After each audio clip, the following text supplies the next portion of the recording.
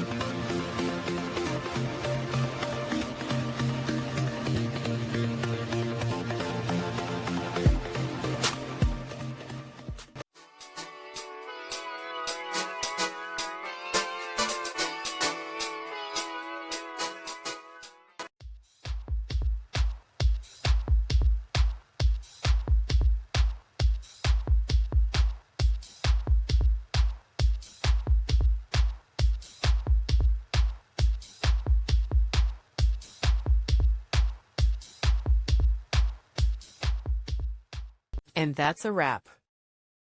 I hope you found the answer you were looking for. If you did, take a second to hit that subscribe button. It really helps out. And let me know in the comments which solution worked best for you.